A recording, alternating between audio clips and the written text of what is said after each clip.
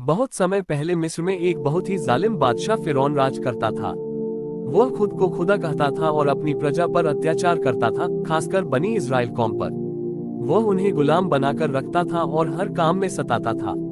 एक दिन उसके दरबारियों ने कहा कि एक दिन बनी इस्राएल में एक लड़का पैदा होगा जो उसकी हुकूमत को खत्म कर देगा।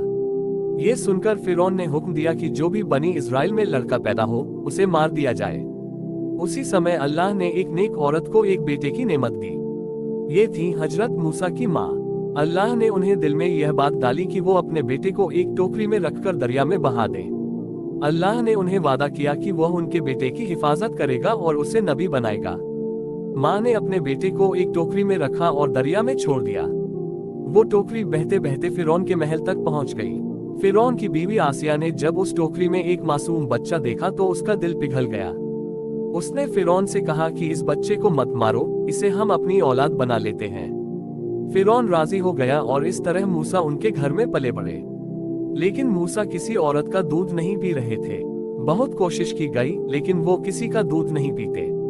तभी मूसा की बहन जो आसपास थी बोली कि एक औरत है जो शायद इस बच्चे को दूध पिला सके। लोग मान गए और उस औरत को बुलाया गया। वो कोई और नहीं, मूसा की अपनी माँ थी। इस तरह अल्लाह ने उन्हें उनका बेटा वापस लौटा दिया और उन्हें शांति दी। मूसा फिरौन के घर में पले बढ़े लेकिन उनके दिल में इंसाफ और रहमदिली थी। एक दिन उन्होंने देखा कि एक मिस्री आदमी एक बनी इजरायली मजलूम को मार रहा है। मूसा ने उसे बचाने के लिए एक घूंसा मारा जिससे वो मिस्री मर गया। मूसा को अफसोस हुआ, उन्होंने अल्लाह से तौबा की। दूसरे दिन वही बनी इजरायली फिर किसी और से झगड़ रहा था। मूसा ने उसे रोका तो वह चिल्ला पड़ा कि क्या तू मुझे भी मारना चाहता है जैसे कल उस मिस्री को मारा था। अब बात फैल गई और फिरौन को मालूम हो गया।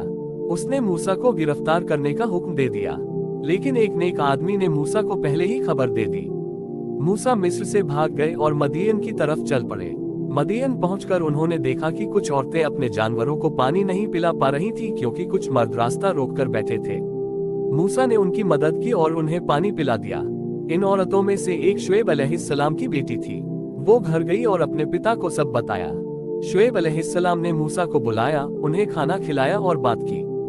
बाद में उन्होंने अपनी एक बेटी का निकाह मूसा से कर दिया, इस शर्त पर कि मूसा उनके लिए कुछ साल काम करेंगे। कई सालों के बाद मूसा अपनी पत्नी को लेकर मदियन से लौट रहे थे। रास्ते में उन्हें एक पहाड़ से रोशनी दिखी। जब वो उस रोशनी के पास पहुंचे तो वहां अल्लाह ने उनसे बात की और उन्हें नबी बनाया। अल्लाह ने उन्हें हुक्म दिया कि वे फिरौन के पास जाएं और उसे सच्चाई की तरफ बुलाएं। मूसा ने दुआ की कि उनके भाई हारून को भी उनके साथ कर दिया जाए ताकि वह उनकी मदद करें। अल्लाह ने ये दुआ कबूल की और दोनों भाई मिलकर फिरौन के पास गए। मूसा ने फिरौन को सच्चाई की तरफ बुलाया लेकिन उसने घमंड किया और कहा कि मैं ही सबसे बड़ा खुदा हूँ। मूसा ने अल्लाह की तरफ से कई चमत्कार दिखाए। उनका असा लाठी अजगर बन गया, उनके हाथ से रोशनी निकलने लगी, मगर फिरौन और उसके दरबारी मानने को तैयार नहीं हुए। अल्लाह ने फिरौन और उसकी कौम पर कई तरह की आफतें भेजी, टिड्डियां, खून, कीड़े, मेंढक, पानी का खून बन जाना, लेकिन वे फिर भी नहीं माने। आखिरकार अल्लाह ने मूसा को हुक्म दिया कि वो अपनी कौम को लेकर मिस्र से निकल जाएं। मूसा अपनी कौम को लेकर निकल पड़े। फिरौन को खबर हुई तो उसने अपने फौजियों को लेकर उनका पीछा किया।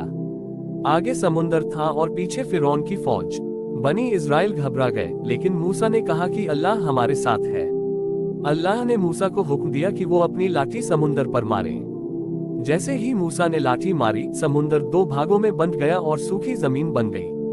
मूसा और उनकी कौम उसमें से पार हो गए।